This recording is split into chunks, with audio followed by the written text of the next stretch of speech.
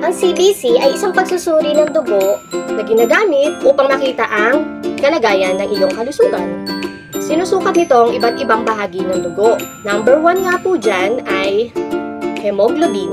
Hemoglobin po, ito po yung protein o protina sa loob ng cells ng dugo o yung red blood cells na nagdadala ng oxygen. So kapag mababang hemoglobin, maaari po kasi yung anemia or kulang sa dugo. Pag mataas naman po, maaaring dehydrated o may ibang kondisyon. Ang hemoglobin po, ito po yung nagsasabi kung gaano karaming oxygen ang kayang dalhin ng dugo mo. Kapag mababa, posible po kasing mabilis ka mapagod o mahilo. Pangalawa po yung hematocrit. Yung hematocrit po, ito po yung bahagi ng dugo na binubuo ng red blood cell. Kapag mababa, anemia. Kapag mataas, dehydration o sakit sa dugo. Pinapakita po kasi nito kung gaano karaming porsyento ang pula ng iyong dugo. Pangatlo po, yung red blood cells or RBC. So, ito po yung nagdadala ng oxygen sa buong katawan. Kapag mababa po, anemia. Kapag mataas naman po, maaaring sakit sa baga o sa puso. Para po kasi ito mga delivery tract ng oxygen sa ating katawan. Kapag kulang, madali po tayo mapagod. Ikaapat po, yung white blood cells or WBC or yung puting cells ng dugo. Okay? Ito po yung panlaban sa infeksyon. Kapag mataas, ibig sabihin po nun, may infection, stress, or leukemia.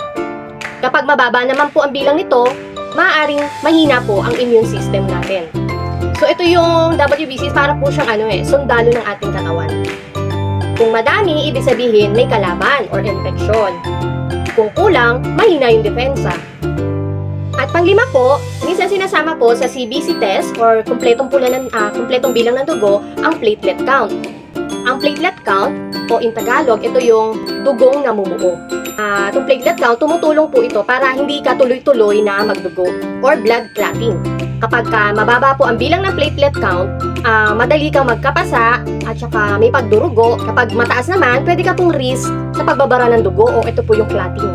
Itong platelet count ay para po siyang semento ng sugat. So, kung kulang, baka magdugo ka ng matagal. Kung sobra, pwede naman po siyang bumara sa ugat. Okay?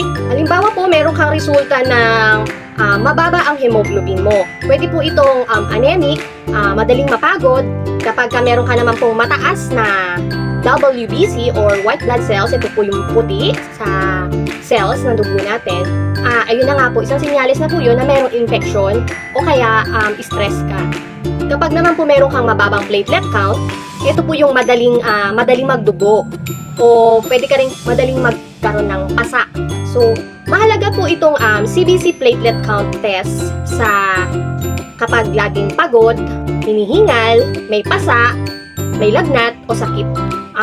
Ginagamit din po itong test na to bago magpa-opera at saka sa mga regular check-up din po, sinasama din po siya. So, for accurate at para ma-diagnose ka ng tama, ang pinakamainam na gawin po ay kumonsulta po sa inyong doktor. May tanong ka po ba tungkol sa laboratory test? Paki-comment na lang po. Pwede ka na rin po mag-subscribe. Salamat po!